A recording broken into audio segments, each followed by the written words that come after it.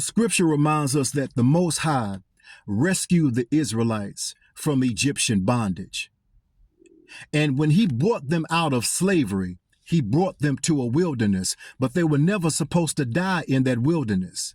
As a matter of fact, the wilderness was only 11 days from the promised land that he promised the very ones that he rescued from bondage. The wilderness was supposed to be a pit stop, not a graveside funeral. But because of the hardness of their heart, murmuring and complaining and wanting to go right back to the relationship with the Egyptians that caused them the most grief, they died in their wilderness. They forgot all about how that past relationship was so bad. Now, all of a sudden, because they find themselves in this wilderness for a season, the wilderness in their mind was worse than the connection that they had with the unholy alliance in Egypt. I'm learning more and more. Whatever doesn't die in our wilderness can kill us in our promised land. A lot of times we're praying that God will rescue us from a particular wilderness situation that we find ourselves in. And we don't like being here because it's hot, it's lonely, and we've been here long enough. You may have been in your wilderness for days, maybe weeks, months, perhaps years. And you find yourself in this holding pattern and you can't make sense of it because you should be out of this place and this space.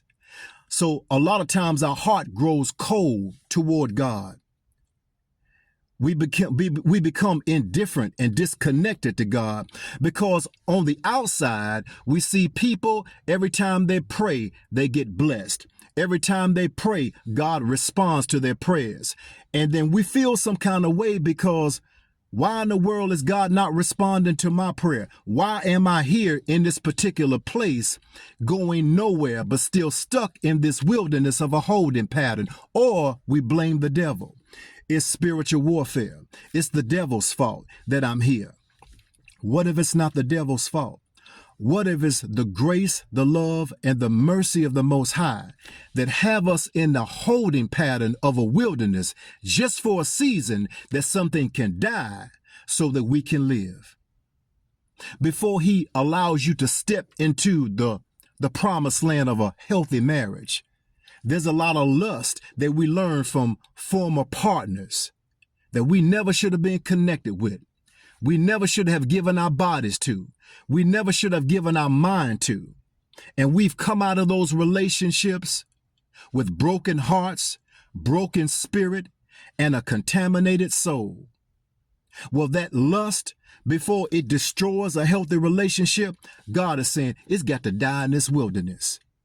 If there's any type of inferiority, inadequacy, insecurity that you have, that's got to die in the wilderness because those issues can weigh down a healthy relationship or a marriage. If there's any type of greed in our heart, always got to get more, always got to get another bag, always got to be on the come up, can never be satisfied with what you have, that greediness will destroy your entrepreneurship endeavors. If you are in the ministry, you can fall real quick from the top all the way down to the bottom, as quick as Lucifer fell from heaven to earth. If there's any type of pride in you, arrogance, greediness, haughtiness, if there's any type of selfish ambition on the inside of you, that will flatline any ministry. Sometimes we just have to say, Father, I don't understand and I don't like it. But if it ain't the devil, it's got to be you. And if I am your son, if I am your daughter, you said in your word in Jeremiah 29:11, for you know the plans and the purpose that you have for me, plans to prosper me, plans to bring me to an expected end, and you have no evil intent toward me, and you have a future for me. Because whatever's on the inside of me, you love me so much that you wanted to die in my wilderness so it won't destroy me in my promised land.